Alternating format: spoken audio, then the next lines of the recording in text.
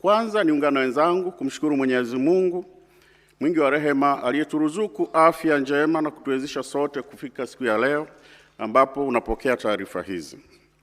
Mheshimiwa Rais, lakini pia nichukue nafasi hii kukupa pole wewe Mheshimiwa Spika, wananchi wa Jimbo la Isimani,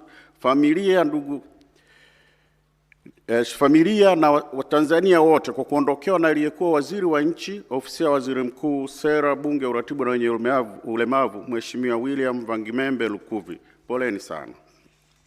Mheshimiwa Rais, nipo mbele yako kutekeleza masharti ya ibara ya 143 ibara ndogo ya 4 ya Katiba ya Jamhuri ya Muungano wa Tanzania ya mwaka 1977. Mheshimiwa Rais, ibara hii inatoa masharti yafuatayo. Kwanza, inanitaka kuwasilisha kwako ripoti za ukaguzi za kila mwaka, na katika kutekeleza sharti hili, kanuni ya 88 ya kanuni za ukaguzi wa umma za mwaka 2009 inanitaka kuwasilisha ripoti hizo ifikapo ama kabla ya tarehe 31 Machi ya kila mwaka. Leo ni tarehe 30. Tuko ndani ya muda. Ibara hii ya katiba inaendelea kutoa sharti kwamba baada ya kuzipokea ripoti hizi, utawaagiza husika waziwasilishe kwenye kikao cha bunge kinachofuata baada ya kuwa umezipokea ripoti husika, na inabidi ripoti hizo ziwasilishwe bungeni kabla ya kupita siku 7 tangu siku kilipoanza kikao cha bunge. Naambiwa kikao cha bunge kitaanza kesho. Tuko ndani ya muda. Mheshimiwa Rais, ni jambo la faraja kuona kwamba licha ya majukumu yako mengi, umekuwa miaka yote ukitenga muda wako ili kutekeleza sharti la kikatiba linalokutaka upokee ripoti za ukaguzi kila mwaka. Umekuwa ukifanya kazi hii bila udhuru wowote. Pia umekuwa ukihakikisha ripoti hizi zinapelekwa bungeni ndani ya muda wa siku 7 za kazi tangia kuanza kwa vikao vya bunge linalofuata baada ya kupokea ripoti hizi. Kwa kuwa serikali imekuwa ikitekeleza sharti la kuzipeleka bungeni ripoti za ukaguzi ndani ya muda uliowekwa kikatiba, hivyo hakuna siku ambayo mdhibiti na mkaguzi mkuu wa hesabu za serikali amewahi kulazimika kuziwasilisha mwenyewe kwa spika wa bunge kama katiba anavyosema.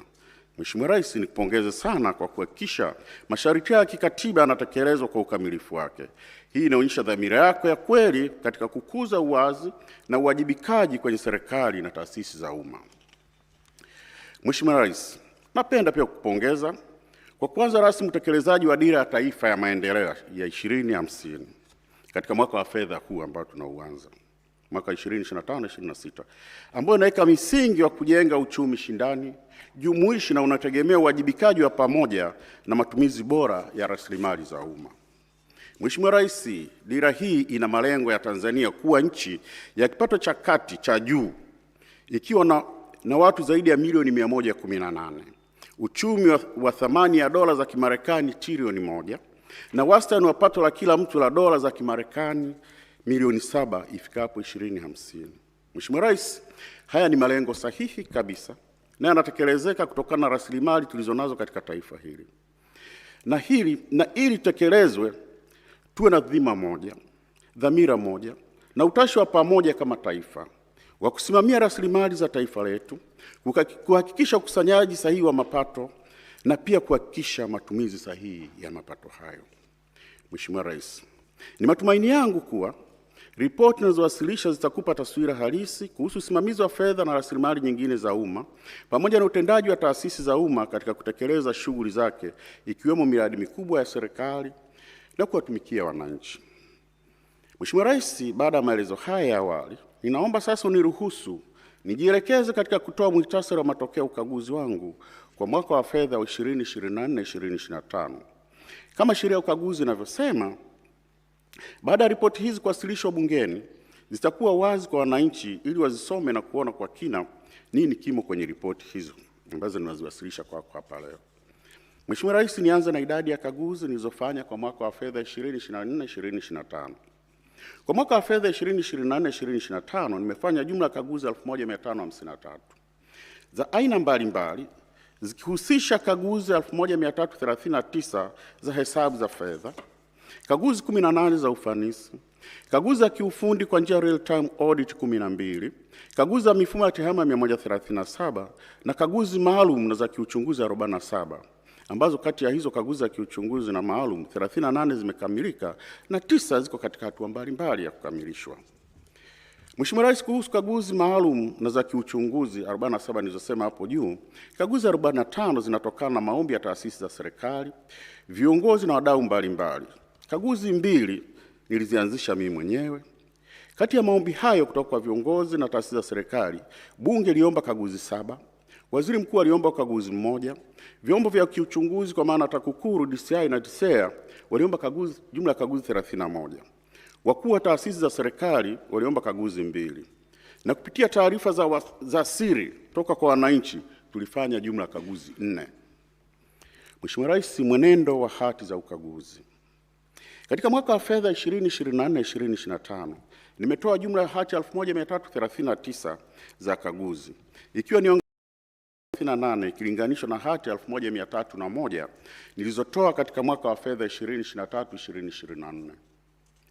Kati ya hati hizo 1339, hati 221 zinahusu tawala za mikoa na mamlaka za serikali za mitaa. Hati 225 zinahusu mashirika ya umma. Hati 562 zinahusu serikali kuu na hati 331 zinahusu miradi ya maendeleo. Mheshimiwa Rais, kati ya hati hizo zinazoridhisha ni 1326 sawa na 99%. Hati zenye shaka ni 10 sawa na 0.8.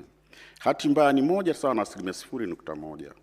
Na taasisi 2 sawa na 0.1 nimeshindwa kutoa maoni ya ukaguzi. Kwa ujumla, hati za ukaguzi wa hesabu zinaonyesha kuwa utayarishaji wa hesabu unaridhisha na kwa kiasi kikubwa unazingatia taratibu na kanuni za uandaji wa hesabu hizo. Mheshimiwa Rais, taasisi zenye hati zenye mashaka, hati mbaya na kushindwa kutoa maoni ni kama zifuatazo. Kwanza, kwenye mashirika ya umma na taasisi zingine kuna Bodi ya Korosho Tanzania imepata hati yenye mashaka, Kiwanda cha Madawa cha KECO imepata hati yenye mashaka, Bodi ya Chai Tanzania imepata hati yenye mashaka, Mamlaka Maji Safi na Usafi wa Mazingira Kyela Kasumulu nilishindwa kutoa maoni. Mheshimiwa Rais, serikali kuu na wizara, idara na wakala. Wakala wa Ufundi na Umeme Tanzania TEMESA imepata hati mbaya. Mamlaka Maji Safi na Usafi wa Mazingira Handeni Trunk Main imepata hati yenye mashaka. Mamlaka Maji Safi Usafi wa Mazingira Kondoa hati yenye mashaka. Jumuiya ya Maji Ngazi ya Jamii Kilumusa Sibiuso imepata hati yenye mashaka. Jumuiya ya Maji Ngazi ya Jamii Mambawasa Sibuiso nimeshindwa kutoa maoni. Serikali za mitaa. Halmashauri ya Manispaa ya Kibaha imepata hati yenye mashaka. Halmashauri ya Wilaya Msalala imepata hati yenye mashaka. Upande wa vyama vya siasa, Chama cha Civic United Front kwa maana CUF imepata hati yenye mashaka. Chama cha National Construction Alliance NRA imepata hati yenye mashaka. Mheshimiwa Rais, sababu kuu zinazopelekea kutolewa kwa hati zenye kasoro ni pamoja na upungufu wa nyaraka toshelevu za kuthibitisha uhalali wa malipo, matumizi yasiyothibitishwa, kutofautiana kwa mizania ya hesabu, pamoja na kutozingatia viwango vya kimataifa vya uhasibu yani IPSAS na IFRS. Mheshimiwa Rais, naomba kufahamisha kuwa sikuweza kukagua hesabu za Chama cha Demokrasia na Maendeleo Chadema kwa mwaka wa fedha 2024-2025 baada ya kupata taarifa kutoka kwa msajili wa vyama vya siasa kuhusu mashauri yanayoendelea mahakamani. Mheshimiwa Rais, hali ya utekelezaji mapendekezo ya ukaguzi ya miaka ya nyuma. Mheshimiwa Rais, uchambuzi wa utekelezaji mapendekezo ya ukaguzi unaonyesha changamoto za kimfumo katika usimamizi wa uwajibikaji wa taasisi za umma. Kati ya mapendekezo 38,181 yaliyotolewa miaka ya nyuma mpaka leo ni 36.7% pekee yaliyotekelezwa kikamilifu, huku 43.5% yakiwa bado katika utekelezaji na 7.5% hayajatekelezwa kabisa. Hii inaashiria kuwa juhudi za marekebisho hazijafikia kiwango kinachoweza kuleta mabadiliko ya haraka na yenye tija. Vile vile, uwepo wa mapendekezo yanayodumu kwa kipindi cha miaka 7 hadi 20 bila kutekelezwa kunaonyesha changamoto ya kudumu katika ufuatiliaji wa utekelezaji pamoja na kushindwa kushughulikia vyanzo vya matatizo kwa maana root causes. Hali hii inaendelea kuhatarisha upotevu wa rasilimali za umma na kudhoofisha ufanisi wa taasisi. Mheshimiwa Rais, nikupe mifano ya hoja za muda mrefu. Mamlaka ya Mapato Tanzania ina madeni ya kodi yanayofikia takriban shilingi bilioni 7.24 ambayo yameendelea bila kukusanywa kwa zaidi ya miaka 17. Mamlaka ya hifadhi ya bahari na maeneo ya hifadhi ina madeni ya shilingi milioni 658 yanayodaiwa na jamii ya Mafia hajalipwa kwa zaidi ya miaka 15. Cashewnut Board of Tanzania, mali na viwanja vyenye thamani ya takriban shilingi bilioni 3.28 bado havijapatiwa hati miliki kwa zaidi ya miaka 13, jambo linalohatarisha umiliki wa mali za serikali. Mheshimiwa Rais, utekelezaji wa mapendekezo mengine hauhitaji rasilimali, unahitaji tu taratibu za kufuta hasara kwa mujibu wa sheria, lakini taratibu hizo za kisheria zinachukua muda mrefu na kuacha hoja zikiendelea kuwepo kwenye orodha ya mapendekezo ambayo hayajatekelezwa. Kwa ujumla, mwenendo huu unaonyesha kuwa mfumo wa ufuatiliaji wa utekelezaji wa mapendekezo ya ukaguzi unahitaji kuimarishwa zaidi ili kuhakikisha matokeo ya ukaguzi yanakuwa nyenzo muhimu katika kuimarisha utendaji serikalini. Mheshimiwa Rais, changamoto hizi zinatokana na kukosekana kwa mifumo madhubuti ya uwajibikaji katika taasisi za serikali kwa ajili ya kuratibu ufuatiliaji wa hoja za CAG na utekelezaji wa mapendekezo ya ukaguzi. Hata hivyo, mfumo wa IFTMIS uliopo chini ya ofisi ya Waziri Mkuu TAMISEMI umeanza kuonyesha matokeo chanya, ambapo unatumika TAMISEMI na mamlaka zote 184 za serikali za mitaa, na ofisi ya CAG imepewa haki ya kutumia kwa ajili ya ufuatiliaji. Mheshimiwa Rais, kwa kuzingatia ufanisi huo wa mfumo, napendekeza mfumo huo uangaliwe ili kuweza kutumika kwa taasisi zote za serikali pamoja na kuunganishwa na mifumo ya ufuatiliaji wa Bunge ili kuimarisha uwajibikaji, kuongeza ufanisi wa ufuatiliaji wa mapendekezo ya ukaguzi. Mheshimiwa Rais, pia napendekeza mlipaji mkuu wa serikali awasimamie maafisa masuhuri kuhakikisha wanatekeleza mapendekezo ili kuondoa mrundikano wa mapendekezo ambayo hajatekelezwa kwa muda mrefu. Kama nilivyosema, mengine hahitaji tu kufuta hasara ambazo zimeonekana ni hasara, ni kuleta kwa mlipaji mkuu wa serikali, CAG akithibitisha, tunapeleka bungeni, zinafutwa na kuziondoa kwenye ile orodha ya hoja ambazo hazijatekelezwa, mapendekezo ambayo hayajatekelezwa. Mheshimiwa Rais, mwenendo wa deni la serikali. Mheshimiwa Rais, hadi kufikia tarehe 30 Juni 2025, deni la serikali lilifikia trilioni 110.05. Kiasi hiki kinajumuisha deni la ndani la shilingi trilioni 35.5 na deni la nje la shilingi trilioni 74.55. Mwenendo huu unaonyesha kuwa ndani ya mwaka mmoja deni limeongezeka kwa shilingi trilioni 12.7 sawa na asilimia 13.04 ikilinganishwa na mwaka wa fedha wa 2023/2024. Ongezeko hili limechangiwa zaidi kwa kuongezeka kwa mikopo ya nje pamoja na kushuka kwa thamani ya shilingi dhidi ya dola ya Marekani, ambao kushuka kwa thamani kumechangia ongezeko la deni la shilingi trilioni 2 kutokana na exchange rate. Mheshimiwa Rais, tathmini ya uhimilivu wa deni, debt sustainability analysis, imebaini kuwa deni la serikali bado lipo ndani ya viwango salama vinavyokubalika kimataifa, huku thamani ya sasa ya deni lote la umma kwa pato la taifa ikiwa ni asilimia 40.7 chini ya ukomo wa asilimia 55, na deni la nje kwa pato la taifa likiwa ni asilimia 24.9 chini ya ukomo wa asilimia 40.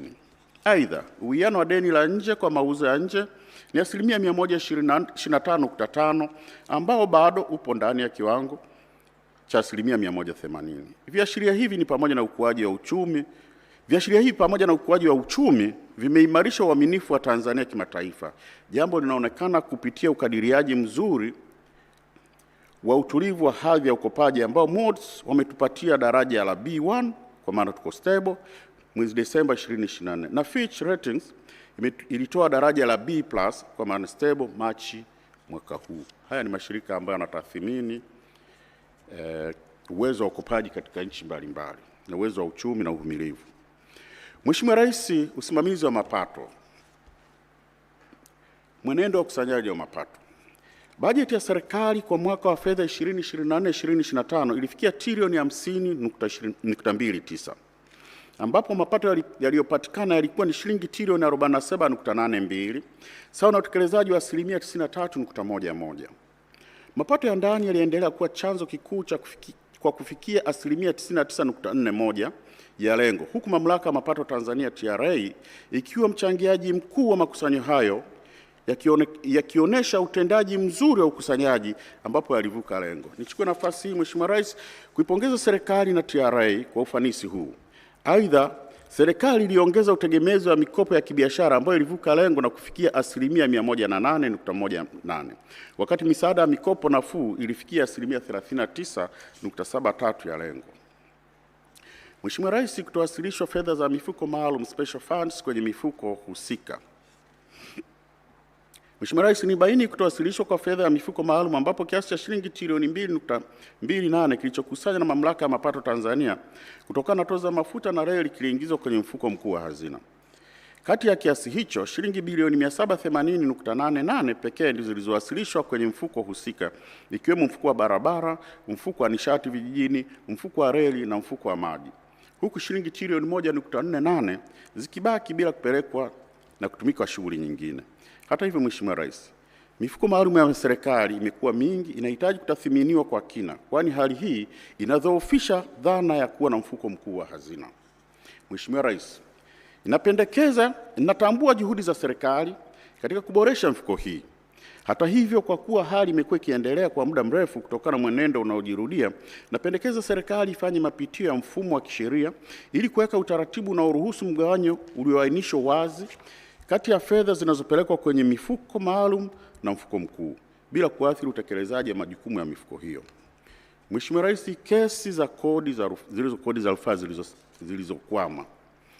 Ukaguzi umebaini kuwa kuna mrundikano mkubwa wa kesi za kodi zisizotatuliwa zenye thamani ya takriban shilingi trilioni 10.75 kwa Tanzania bara na Zanzibar, ikiwa katika ngazi za bodi ya rufaa za kodi TRAB, baraza la rufaa za kodi TRAT na mahakama ya rufaa Tanzania CIT. Idadi ya kesi imeongezeka kwa kasi kutoka kesi 7 mwaka 2019-2020 hadi kesi 1223 mwaka 2024-2025. Hali inaashiria udhaifu katika mifumo ya utatuzi wa migogoro kikodi. Hali hii inachangiwa na kukosekana kwa mifumo madhubuti ya usuluhishi wa mapema ndani ya Mamlaka ya Mapato, pamoja na uchache wa wataalamu wa mifumo duni ya kielektroniki katika vyombo vya rufaa, jambo linalosababisha ucheleweshaji wa maamuzi. Mheshimiwa Rais, napendekeza serikali ifanye mapitio maalum ya kesi zote na kuweka malengo ya muda kuzitatua, kuimarisha mifumo ya usuluhishi wa ndani ya TRA ili kupunguza rufaa zisizo za lazima na kuongeza wataalamu pamoja na matumizi ya mifumo ya kidijitali katika vyombo vya rufaa za kodi ili kuharakisha usikilizwaji wa mashauri ya kodi. Mwenendo wa mashirika ya umma ya kibiashara. Mheshimiwa Rais, utendaji wa kifedha mashirika ya kibiashara unaonyesha kupungua kwa hasara kutoka shilingi bilioni 412.31 hadi shilingi bilioni 307.1. Hata hivyo, upungufu huu haujatokana na ufanisi wa kiutendaji, bali imechangiwa kikamilifu na ruzuku za matumizi ya kawaida recurrent grants kwa ajili ya mishahara, gharama za uendeshaji wa taasisi ambazo zina thamani ya shilingi bilioni 105.21. Jambo linaloashiria kuwa hasara zimehamishiwa kwa serikali badala ya kupungua kiuhalisia. Aidha, licha ya serikali kutoa ruzuku ya maendeleo za shilingi bilioni 159.61 kwa ajili ya uwekezaji, taasisi 22 zimeendelea kupata hasara kwa kipindi cha mwaka mmoja hadi miaka mitatu. Hali inaonyesha changamoto endelevu za ufanisi, ongezeko la gharama na uendeshaji na udhaifu wa mifumo ya udhibiti wa ndani. Mheshimiwa Rais, niongelee kampuni yetu ya ndege.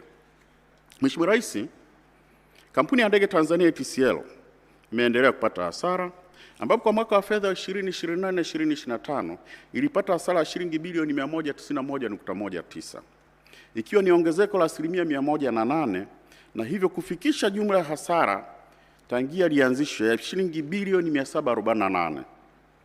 Licha ya kuendelea kupokea ruzuku za serikali kwa ajili ya mishahara na gharama za uendeshaji. Mheshimiwa Rais, hasara hii imechangiwa na mambo yafuatayo: ongezeko la gharama za uendeshaji kuzidi ukuaji wa mapato, ambapo gharama ziliongezeka kwa shilingi bilioni 134 na kufikia shilingi bilioni 675. Shirika lifanya safari chini ya matarajio, ambapo njia 87 za safari zilikuwa na wastani wa ujazo wa abiria load factor wa 55% pekee. Matumizi yasiyo bora ya ndege ya mizigo ya Boeing 767-300F. Ndege ya mizigo ilitumika kinyume na matumizi yake yaliyokusudiwa, ambapo 94% ya safari zilikuwa za masafa mafupi na ya kati badala ya safari zenye safari ndefu zenye mapato makubwa. Aidha, ilifanya safari nyingi chini ya uwezo wake wa kubeba na hatimaye ilisimamishwa, huku ikiendelea kugharimu shirika takriban shilingi bilioni 3.54 kwa ukodishaji na bima bila kuzalisha mapato. Kwa jumla, hali hii inaonyesha changamoto za kimuundo na kiutendaji zinazoendelea kuathiri ufanisi na uendelevu wa kifedha katika shirika hili.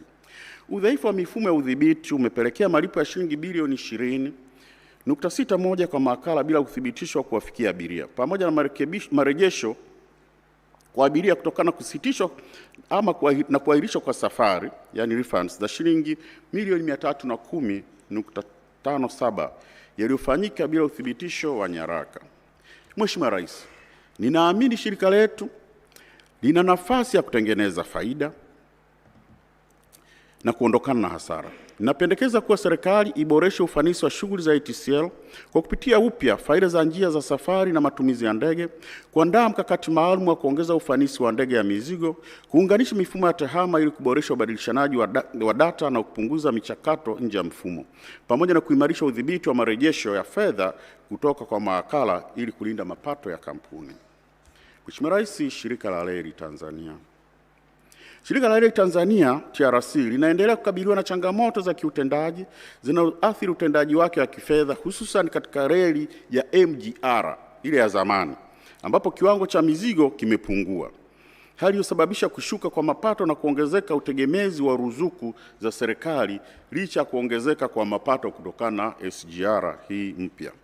Aidha, shirika limepata hasara kutokana na ajali za treni zilizofikia ajali 328 zilizosababisha upotevu wa takriban shilingi bilioni 3.06 kutokana na uharibifu wa miundombinu na kupotea kwa mapato. Hali hii inaonyesha udhaifu katika uendeshaji, matengenezo ya miundombinu na usimamizi, jambo linaloendelea kudhoofisha uimara wa kifedha wa TRC. Mheshimiwa Rais, kutokana na hali hiyo, napendekeza shirika la reli liimarishe usimamizi wa miundombinu ya reli kwa kuhakikisha ukaguzi wa matengenezo ya mara kwa mara yanafanyika, pamoja na kuangalia uwezekano wa kuanzisha na kutekeleza mfumo madhubuti wa bima kwa mali zote za kimkakati ikiwemo mabehewa.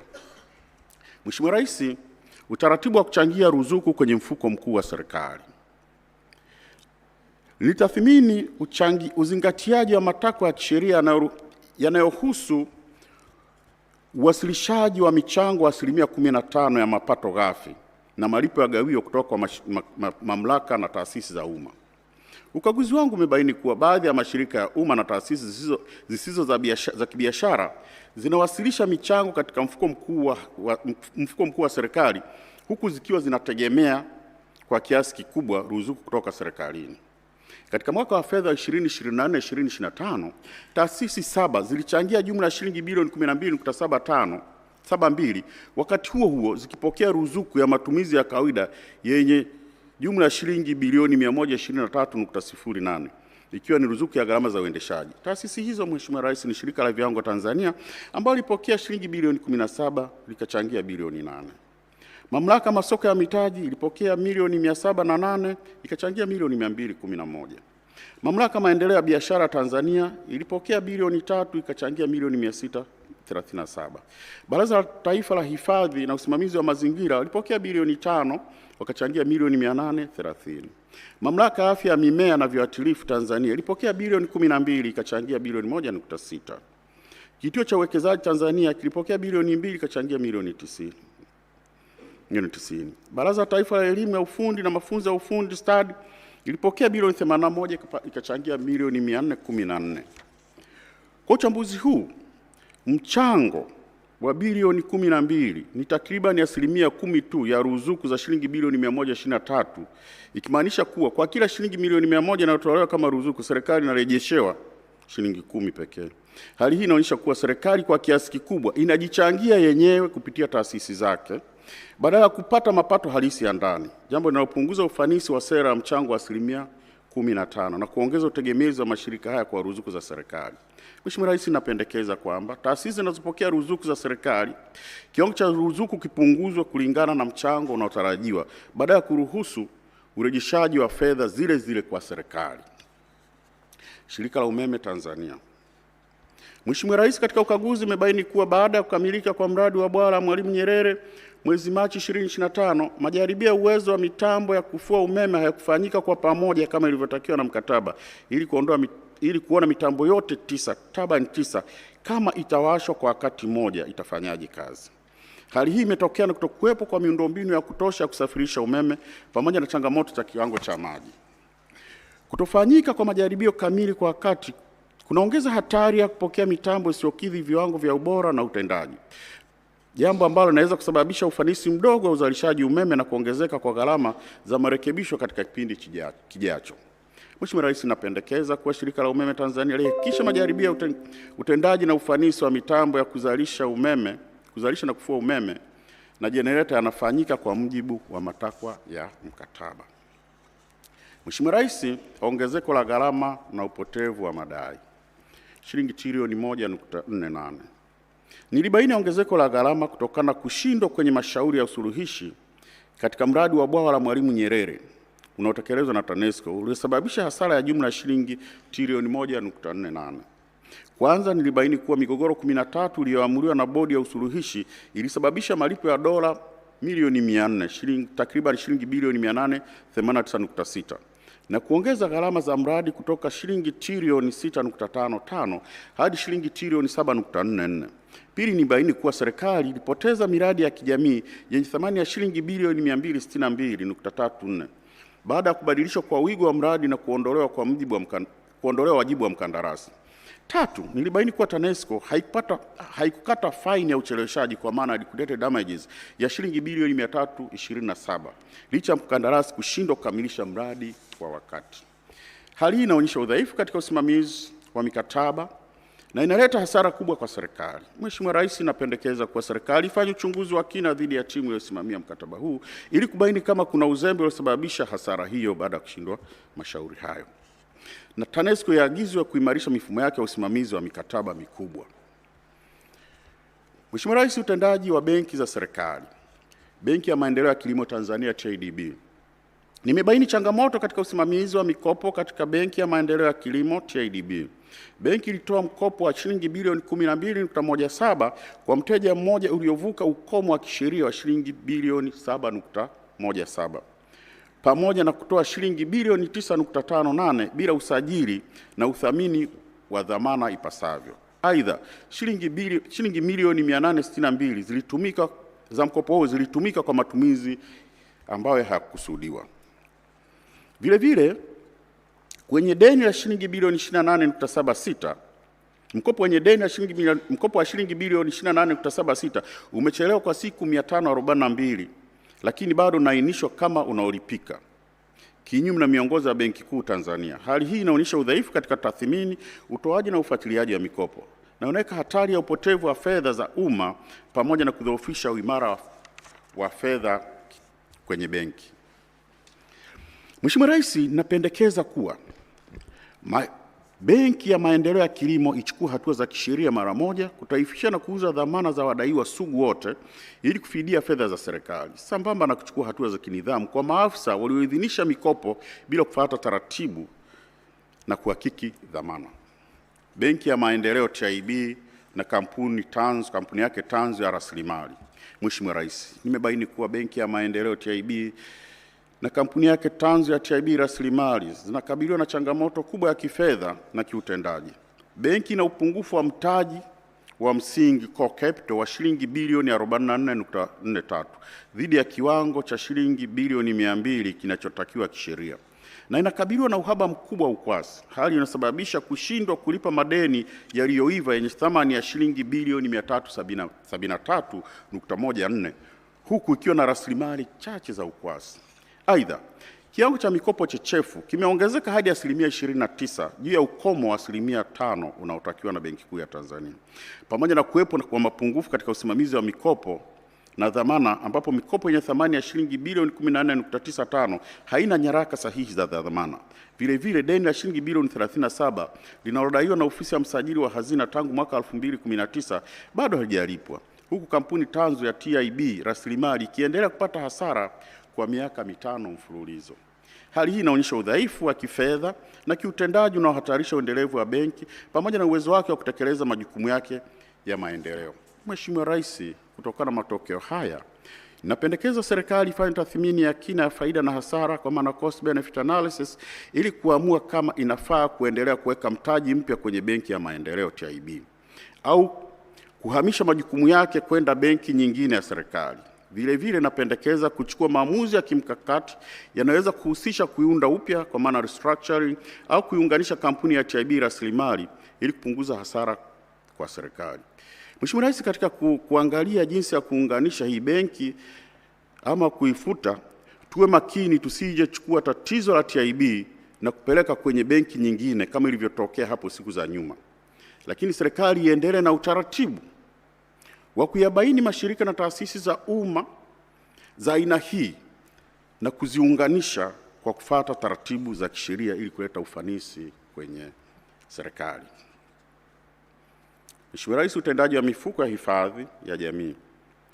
Nimebaini udhaifu katika usimamizi na ukusanyaji wa michango katika mifuko ya hifadhi ya jamii ambapo jumla takriban shilingi trilioni 2.24 bado hazijakusanywa kutoka kwa waajiri, ikiwa ni ongezeko la 85% ikilinganisha na mwaka uliopita. Hali hii inaonyesha changamoto zinazoendelea katika ufuatiliaji na utekelezaji wa ukusanyaji madeni.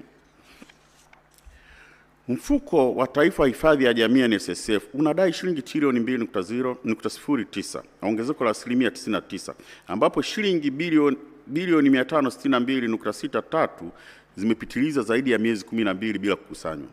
Mfuko wa Hifadhi ya Jamii kwa watumishi wa umma kwa maana PSSSF unadai shilingi bilioni 89.81, huku madeni yamejikita kwenye taasisi chache ikiwemo TAZARA na shilingi bilioni 54.09 zimepitiliza muda.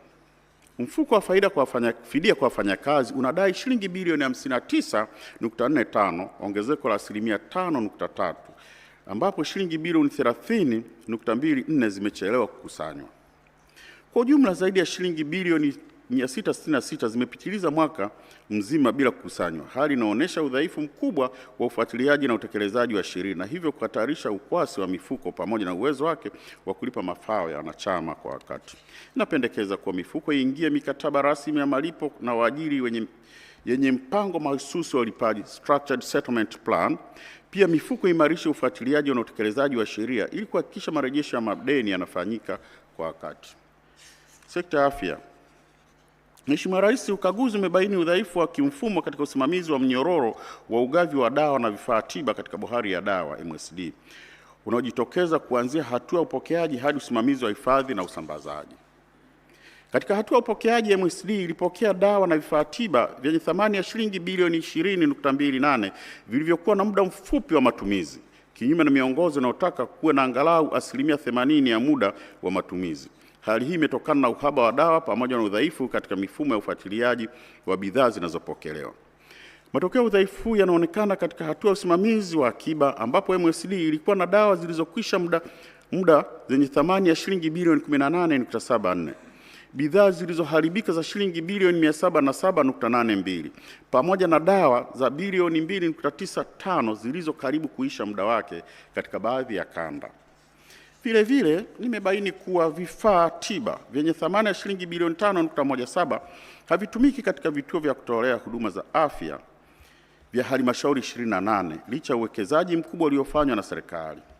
Halmashauri zilizoathirika zaidi ni halmashauri ya mji wa Newala, vifaa vyenye thamani ya shilingi milioni 790.5, halmashauri ya wilaya ya Kigoma shilingi milioni 657.1 na halmashauri ya mji wa Ifakara shilingi milioni 566.1.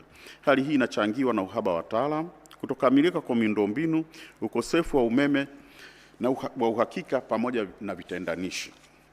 Kwa ujumla, udhaifu huu unaonyesha mapungufu katika mipango ya matumizi ya rasilimali za afya, unaosababisha matumizi yasiyo na tija ya fedha za umma na kuwanyima wananchi huduma muhimu za afya kwa wakati.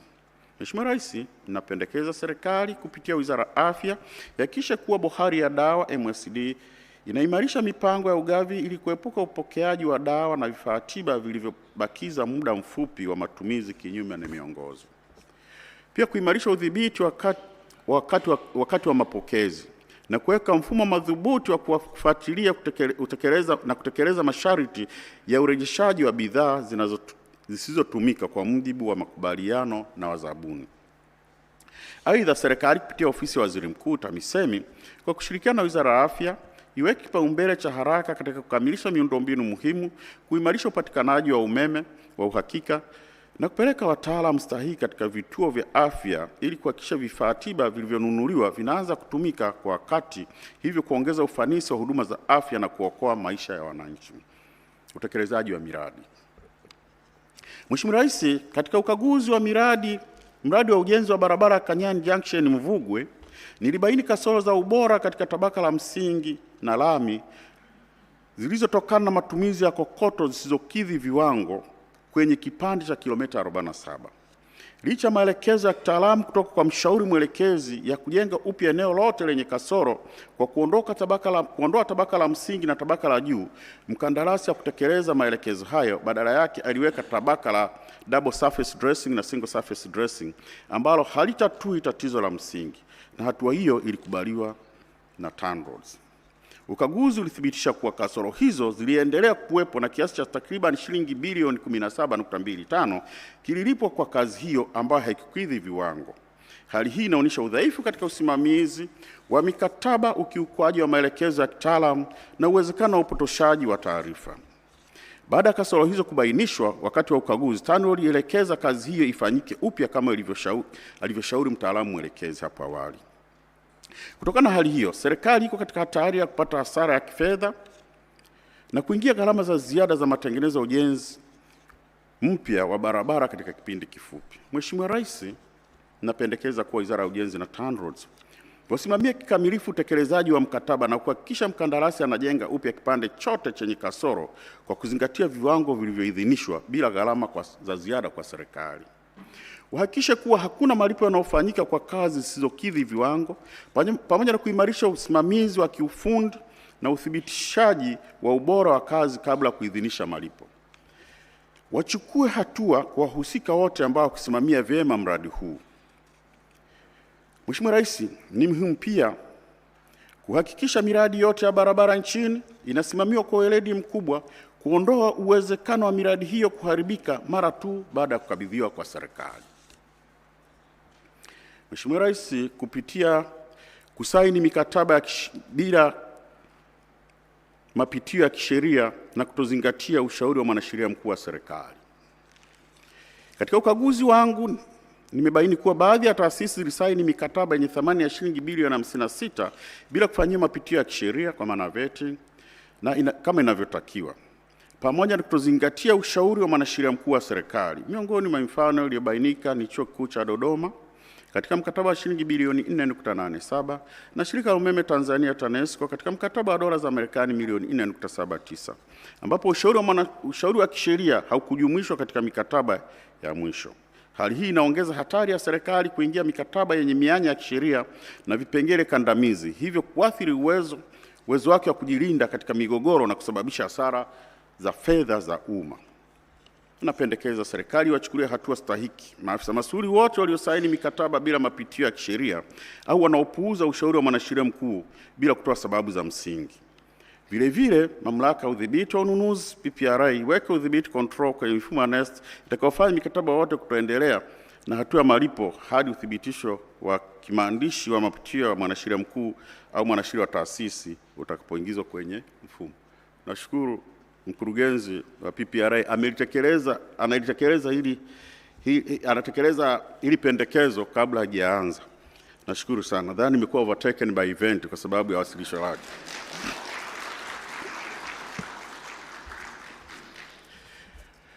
Kusimama kwa miradi ya maendeleo yenye thamani ya shilingi trilioni 1.79. Mheshimiwa Rais, ukaguzi umebaini kusimama na kuchelewa kwa miradi ya maendeleo yenye thamani ya takriban shilingi bilioni 1.79 katika sekta mbalimbali ikiwemo maji, barabara na mamlaka za serikali za mitaa, hali inayosababishwa na ucheleweshaji wa fedha, usanifu duni wa miradi, usimamizi hafifu wa mikataba na uwezo mdogo wa kandarasi. Mfano wa changamoto wa miradi hiyo ni kama ifuatavyo.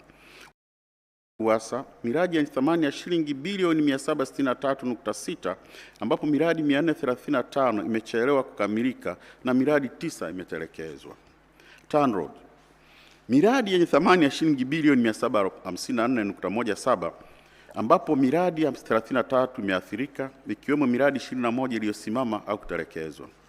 Mamlaka serikali za mitaa miradi yenye thamani ya shilingi bilioni 108.49 ambapo miradi 671 inasuasua, miradi 215 imesimama hadi miaka 13 na miradi 14 imekamilika lakini haitumiki. TARURA miradi yenye thamani ya shilingi bilioni 105.56 ambapo miradi 47 imetelekezwa na wakandarasi. Hali hii imepelekea wananchi kukosa huduma muhimu kwa wakati, kuongezeka kwa gharama za miradi na miundombinu kuanza kuharibika kabla ya kukamilika, hivyo kusababisha hasara kwa serikali. Mheshimiwa Rais, udhaifu katika ununuzi wa mradi wa ujenzi wa uwanja wa Arusha. Nilibaini mapungufu katika ununuzi wa mradi wa ujenzi wa uwanja wa mpira wa Arusha wenye thamani ya shilingi bilioni 338.54. Hali inaashiria kukosekana kwa thamani halisi ya fedha katika matumizi ya rasilimali za umma. Kwanza, kulikuwa na tofauti kubwa kati ya makadirio na thamani ya mkataba, ambapo mradi ulikadiriwa kugharimu shilingi bilioni 187 lakini ulisainiwa kwa shilingi bilioni 338.54 sawa na ongezeko la 81%. Hali hii inaonyesha kuwa makadirio hayakuwa sahihi na liathiri maamuzi ya kibajeti pamoja na utekelezaji wa mradi. Pia, mkandarasi alipatikana kwa njia ya mzabuni mmoja, yani single source, kwa kisingizio cha dharura bila kuwepo ushahidi wa hali hiyo. Hii iliondoa ushindani ambapo ungeweza kuhakikisha upatikanaji wa bei nafuu na kulinda maslahi ya serikali.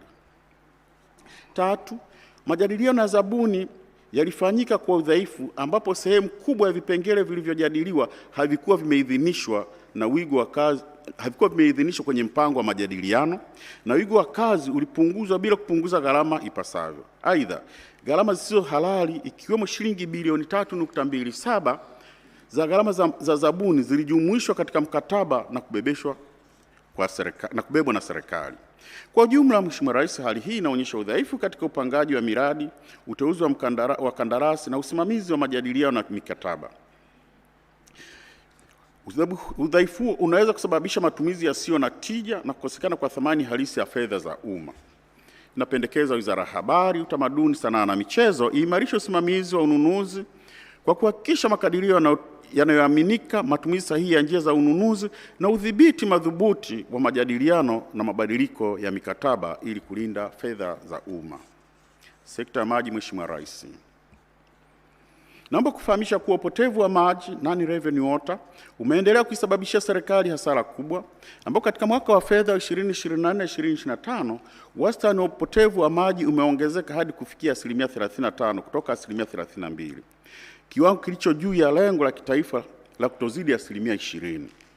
Hali hii imesababisha hasara ya takriban shilingi bilioni 248.78, huku baadhi ya mamlaka zikionyesha viwango vya juu vya upotevu wa maji, ikiwemo Same Mwanga ambapo wanazalisha 100%, 70% zinapotea.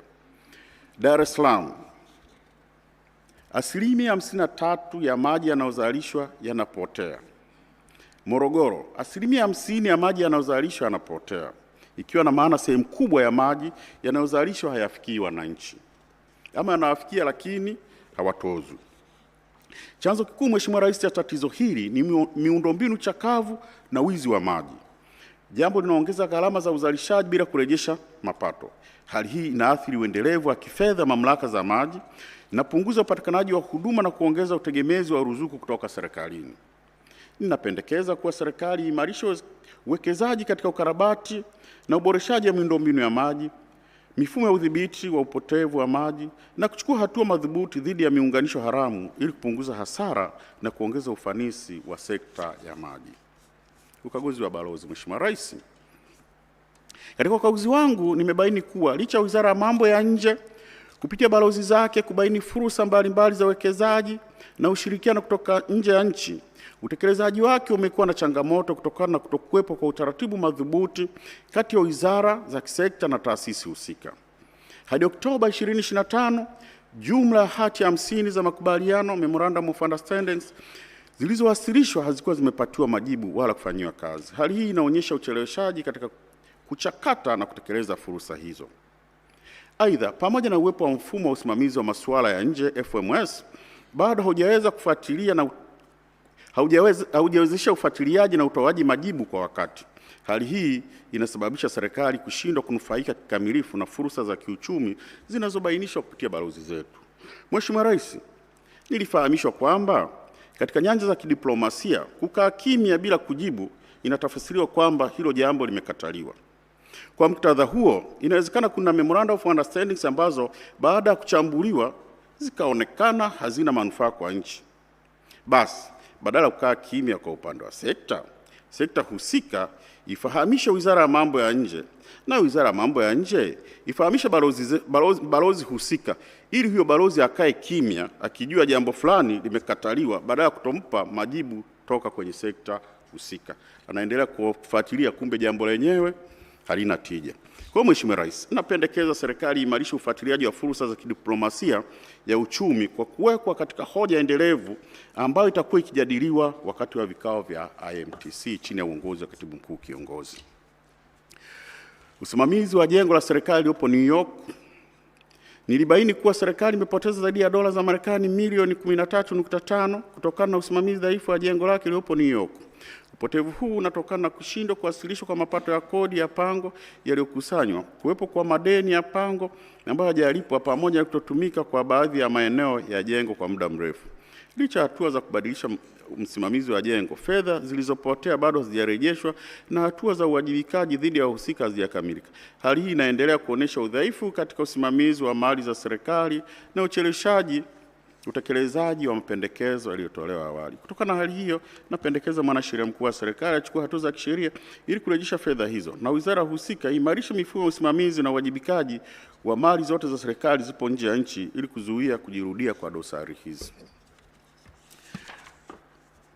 Mheshimiwa Rais, upotevu wa mapato. Nimebaini ubadhirifu wa fedha za umma wenye thamani ya shilingi bilioni 5.01 katika wakala wa ufundi na umeme TEMESA uliotokana na matumizi mabaya ya mfumo wa ulipaji serikalini kwa maana ya MUSE, ambapo malipo yalifanyika kwa zabuni hewa na kwa zabuni ambao hawakuwasilisha bidhaa wala kutoa huduma kwa wakala.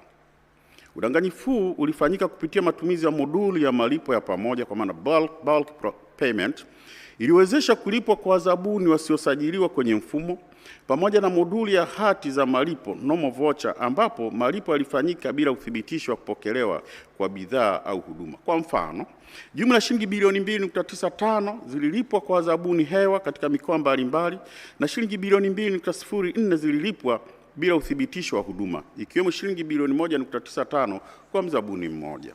Hali hii inaonyesha uwepo wa njama za makusudi za kukwepa udhibiti wa mfumo na udhaifu mkubwa wa mifumo ya ndani ya udhibiti inayosababisha upotevu wa fedha za umma.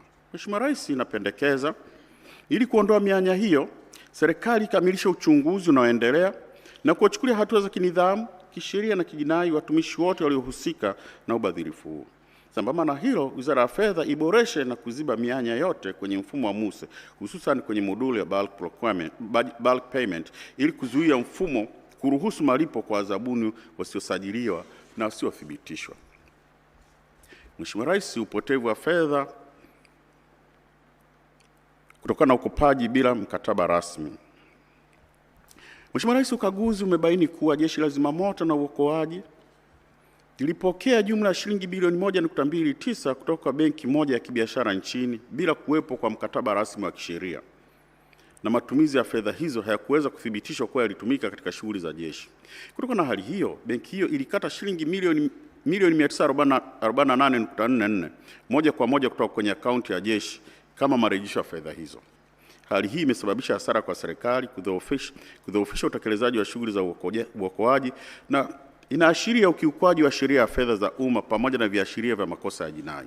Inapendekeza kuwa serikali ichukue hatua stahiki za kurejesha kiasi cha shilingi milioni 448.44 kutoka kwenye benki hiyo, kwa sababu waliingia mikataba bila walikopesha bila mikataba. Sisi tunaona hizi ni njama za kuibia serikali.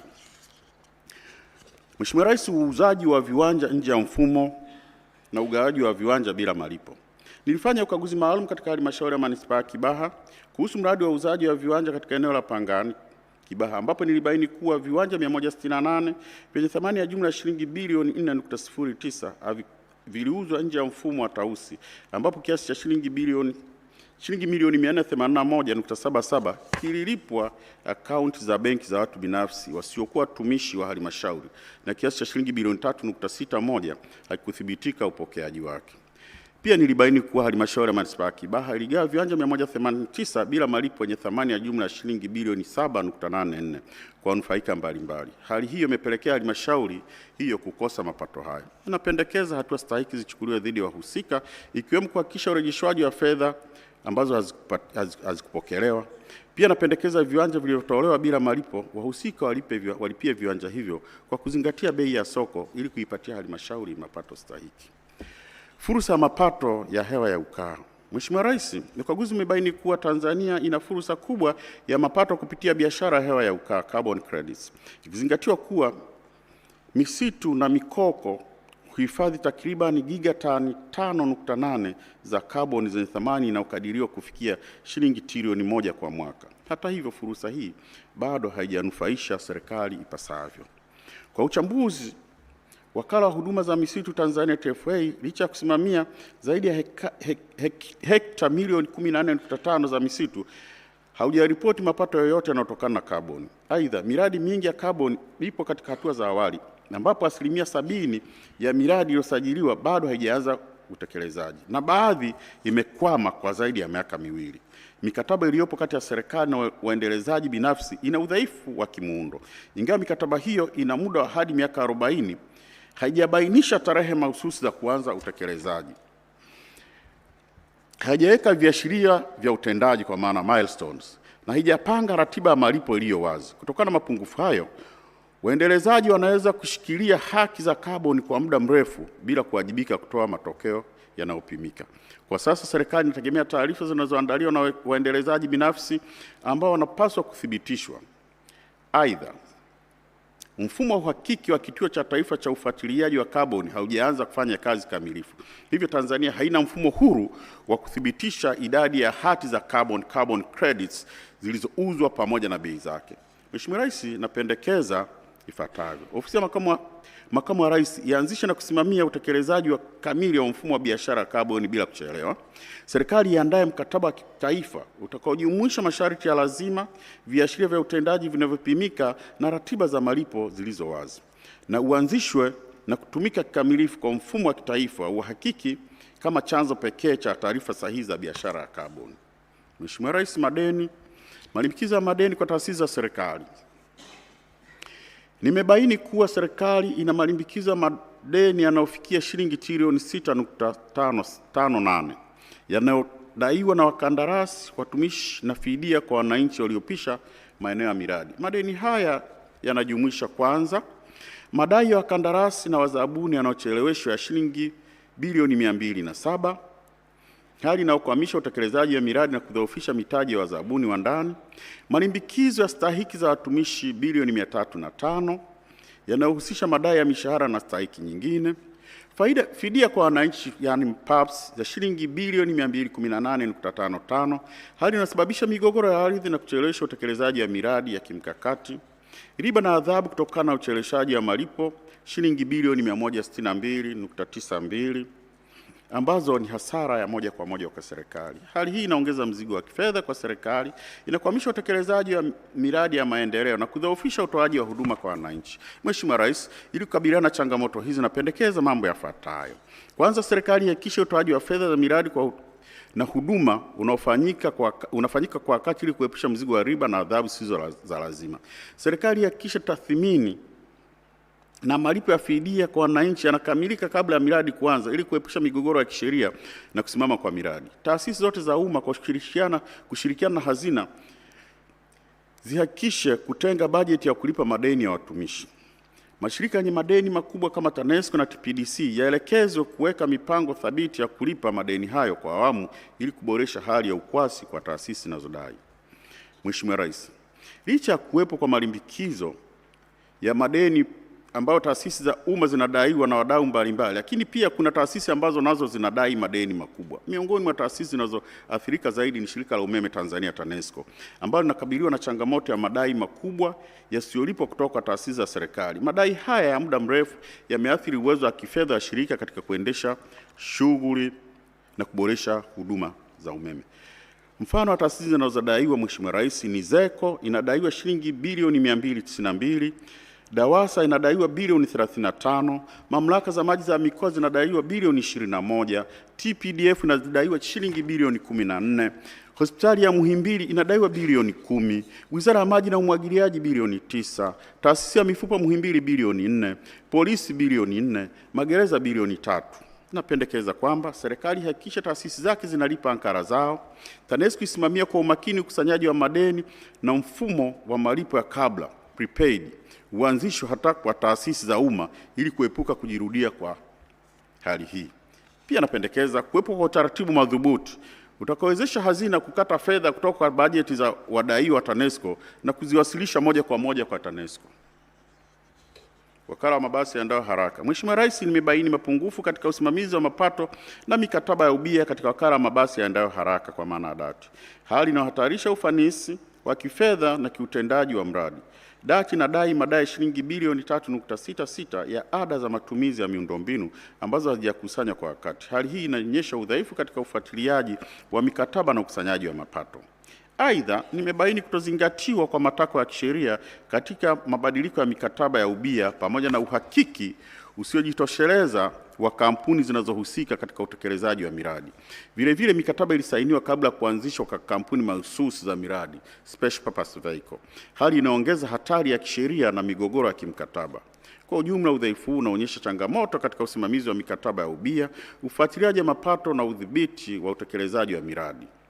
Hali inaweza kusababisha upotevu wa mapato na hatari za kisheria kwa serikali. Mheshimiwa Rais, napendekeza management ya DART imarisha mfumo wa ukusanyaji na ufuatiliaji wa mapato ili kuhakikisha ada zinakusanywa kwa wakati na matakwa ya kisheria ya ubia kati ya sekta ya umma na sekta binafsi PPP yanazingatiwa kabla ya kufanya mabadiliko yoyote ya kimkataba.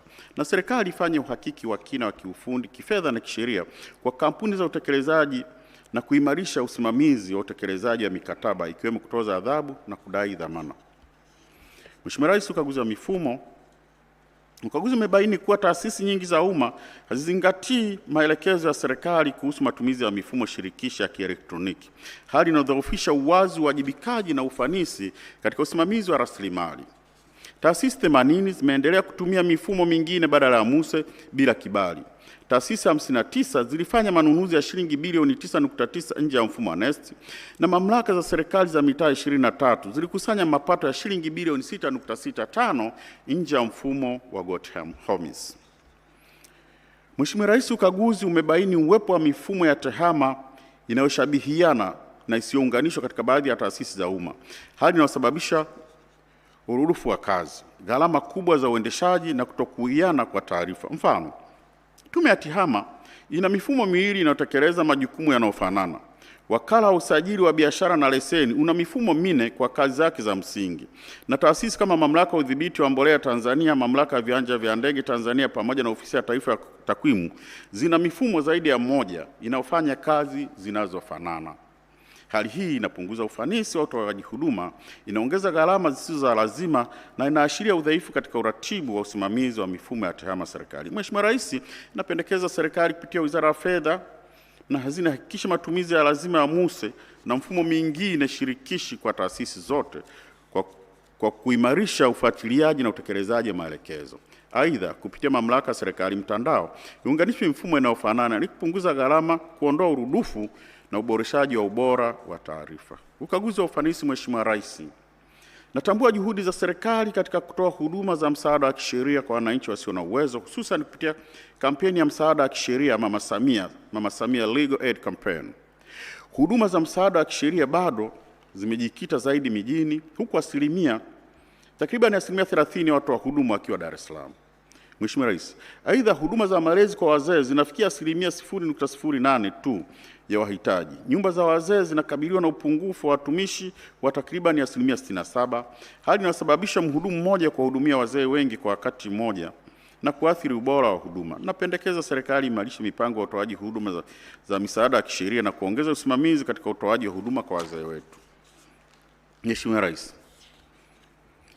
natambua juhudi za serikali katika kuimarisha usalama wa chakula nchini kupitia ujenzi wa upanuzi wa miundombinu ya kisasa ya kuhifadhi nafaka, usimamizi wa akiba hifadhi nafaka ya kimkakati strategic grain reserve bado una changamoto zinazoathiri uthabiti wa bei za chakula.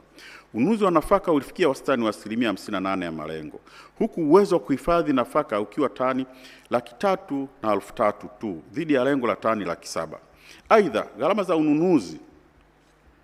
ununuzi iliongezeka kutoka shilingi 496,120 hadi 813,496 kwa tani kutokana na matumizi ya fedha za manunuzi yasiyo na tija. Vile vile, udhibiti dhaifu wa ubora pamoja na miundombinu duni ya uhifadhi uliathiri ubora na usalama wa hifadhi ya nafaka. Napendekeza serikali imarishe mpango wa ununuzi wa nafaka, kuboresha utaratibu wa upatikanaji wa fedha, kuimarisha matengenezo ya maghala na kuanzisha mifumo madhubuti ya usimamizi wa hifadhi ya nafaka za kimkakati ili kuongeza hifadhi ya chakula na kuimarisha uthabiti wa bei. Changamoto katika usimamizi wa usalama na afya mahala pa kazi. Mheshimiwa Rais, ukaguzi umebaini kuwa Mamlaka ya Usalama na Afya Kazini haikusajili takriban 79% ya maeneo ya kazi yaliyobainishwa nchini, hali iliyochangiwa na ushirikiano usiojitosheleza kati ya taasisi husika. Aidha, uwiano wa madai ya fidia yaliyolipwa ulipungua kutoka 81% mwaka wa fedha 2021/2022 hadi 53% mwaka wa fedha 2024/2025 kutokana na ongezeko la madai pamoja na ucheleweshaji wa uchakataji wake. Napendekeza serikali imarishe usajili wa ukaguzi wa maeneo ya kazi pamoja na kuboresha mifumo ya kushughulikia madai ya fidia kwa wakati. Mheshimiwa Rais, ukaguzi umebaini kuwa uhimilivu wa kifedha wa serikali unaendelea kukabiliwa na changamoto kutokana na ukuaji mdogo wa mapato yasiyo ya kodi. Mchango wake katika bajeti ya taifa uliendelea kuwa mdogo kati ya 6% na 6.9%, huku ufanisi wa ukusanyaji ukishuka kutoka 84% hadi 74% ndani ya kipindi cha miaka mitatu. Hali hii ilichangiwa na udhaifu wa uratibu wa taasisi pamoja na jitihada hafifu za kubaini na kuendeleza vyanzo vipya vya mapato yasiyo ya kodi. Mheshimiwa Rais, naongelea mapato yasiyo ya kodi, sio mapato ya kodi yanayokusanywa na TRA. Napendekeza serikali imarishe mifumo ya kubaini na kukusanya mapato yasiyo ya kodi pamoja na kuimarisha ufuatiliaji na uwajibikaji katika taasisi zinazohusika na ukusanyaji wa mapato ili kuchochea maendeleo endelevu na ustawi wa jamii. Mheshimiwa Rais, naelekea kuhitimisha. Kabla ya kuhitimisha hotuba yangu, naomba nikushukuru tena kwa kutenga muda wako ili kupokea taarifa hizi. Pia nimshukuru Mheshimiwa Spika wa Bunge, Mheshimiwa Zungu, kwa ushirikiano mkubwa ambao taasisi yangu inapata kutoka kwenye bunge lake. Niwashukuru makatibu wakuu na wakuu wote wa taasisi za umma kwa ushirikiano wao wakati wote wa ukaguzi. Bila wao nisingeweza kumaliza ukaguzi huu. Nashukuru sana kwa ushirikiano mkubwa. Niwashukuru na kuwapongeza watumishi wa Ofisi ya Taifa ya Ukaguzi kwa kutekeleza majukumu yao kwa weledi na kujituma. Wao wamekuwa wakiona mimi na baini. Nawashukuru sana. Tuendelee kufanya kazi kwa moyo wa shukrani. Mwenyezi Mungu, Mungu wa rehema, awabariki sana watumishi wa National Audit Office. Mwisho, ila sio kwa umuhimu, nishukuru familia yangu ikiongozwa na mke wangu Melinda, watoto wangu Raya, Robi, Mkami, Nyanswe na Charles kwa kunipa faraja wakati wa kutekeleza majukumu haya ya kikatiba. Mheshimiwa Rais, niwatakie wote sikukuu njema ya Pasaka inayokuja hapo mbeleni. Mheshimiwa Rais, sasa niko tayari kwa mujibu wa mamlaka chini ya ibara ya 143 ya Katiba ya Jamhuri ya Muungano wa Tanzania mwaka 1977 kama ilivyofafanuliwa katika kifungu cha 34 cha Sheria ya Ukaguzi wa Umma sura 418. Naomba kuwasilisha kwako ripoti za ukaguzi kwa mwaka wa fedha 2024/2025 kama ifuatavyo. Kwanza, ripoti ya ukaguzi wa serikali kuu, ripoti ya ukaguzi wa serikali ya Ofisi ya Waziri Mkuu, Tawala za Mikoa na Mamlaka ya Serikali za Mitaa na Sekretariati za Mikoa. Ripoti ya tatu ni ripoti ya ukaguzi wa mashirika ya umma, 4, ripoti ya ukaguzi wa miradi ya maendeleo. 5, ripoti ya ukaguzi wa mifumo ya tehama. 6, ripoti ya ukaguzi wa ufanisi. 7, ripoti ya ufuatiliaji wa utekelezaji wa mapendekezo ya ukaguzi wa ufanisi. 8, ripoti 19 zinazohusu ukaguzi wa ufanisi katika sekta mbalimbali. 9, ripoti 12 za ukaguzi wa kiufundi zinazotumia mbinu ya ukaguzi wa wakati halisi kwa maana ya real time. Mheshimiwa Rais, niko tayari kukabidhi ripoti hizo. Asanteni sana. Asante, naomba tumpongeze kwa makofi mengi CAG. Viongozi tuendelee kuketi, na Mheshimiwa Rais wa Jamhuri ya Muungano wa Tanzania ameshasogea tayari kupokea ripoti hiyo. Makofi tena mengi.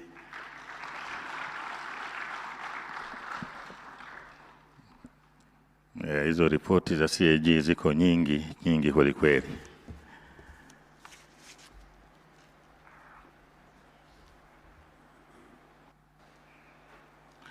Mheshimiwa Rais wa Jamhuri ya Muungano wa Tanzania, umezisikiliza na hatimaye kupokea ripoti 3 zilizowasilishwa kwako muda mfupi uliopita. Kwa sasa